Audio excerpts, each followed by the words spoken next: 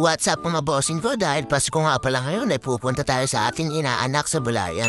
At syempre bago ang lahat magpapagas muna pala tayo dito sa Flying V. Ito nga pa ang pina-favorite nating pagasan. At shoutout na rin pala dito kay kuya na napakabait. Kaway-kaway lang. Nagpagas nga lang pala tayo dito ng 200. Kasi ba naman kapag dinamihan ko ang gas nito ay napapanis lang. Kasi hindi ko naman masyado nagagamit ang motor na ito. After nga pala malagyan ang gas ang motor na ito, tayo ay alis na. Syempre tamang chill ride lang tayo ngayon. At dito pa nga ako napadaan sa kabilang daan kasi nga naman doon sa shortcut na dinadaanan ko ay may checkpoint. Kasi ito nga pala ang motor na gamit ko ay expired. Aray ko. Bali dumaan nga pala muna ako dito sa palengke para bumili ng ampaw. Para dito ay lalagay ang pampapasko ko sa aking inaanak. Kalimutan mo kasing bumili ng paregalo ay. Tapos meron nga pala ang 3 bata na dumapit sa akin para mamasko. At dahil Pasko naman yun ay pinagbibigyan ko na sila. O mga inaanak, magbabait kayo ha. Tapos meron nga pala isang bata na nakatingin sa akin. Akala ko naman kung ano inaantay niya. Yung pala ay bubomba daw siya sa aking motor. Kaya naman pinagbigyan ko rin. Pero tinapi ko siya kasi ang ingay pala may natutulog pala dun si tricycle. Baka kasi magalitan tayo tapos mampas pa ng tubo, aray ko. At dumating na nga pala ako dito sa bahay ng aking inaanak. At ito nga pala yung ating inaanak. Pala yung kauna-una akong inaanak. Pero hindi rin ako nakapunta ng binyag niya kasi sobrang busy ko sa trabaho. Kaya naman ito na lang muna may bibigay natin sa kanya. Kasi hindi naman tayo nakapamili ng paregalo sa kanya sa sobrang kabisiyan ko sa trabaho ko. Tapos pumusya nga pala muna kami dito sa baywalk ng Balayan. At napaganda rin pala ng pailaw nila dito. At ito nga pala aking mga kasama, ang kaibigan na kaibigan ko. Tapos nag-request sila na picturean ko daw kaya naman pinagbigyan ko din. Tapos meron na naman dalawang bata na namamasko sa akin. Kaya sabi ko kumanta muna sila bago ko sila bigyan.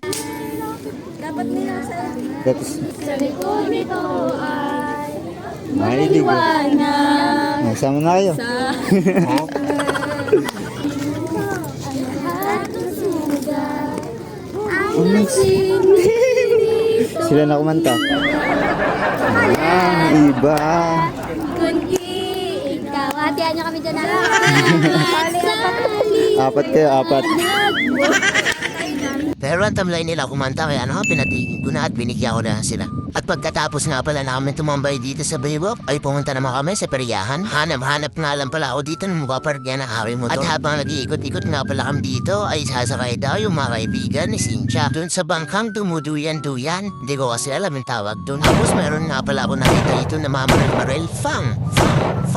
At dito nga pala sasakay yung mga kaibigan ko sa Titanic na yan. At niyayaya nga pala din akong sumuray dyan pero hindi talaga ako sumasaray sa mga ganyang rides. At meron na naman pala ring dalawang bata na namamasko sa atin. Kaya naman binigyan ko din sila. Siguro magkakasama kayo nung una kong binigyan. At grabe guys, ang ganda din pala ng mga peryahan dito. Hindi lang talaga ako sumasaray sa mga ganyang rides. So paano hanggang dito na nga lang pala ang video na to. Maraming salamat sa panonood. Bye-bye!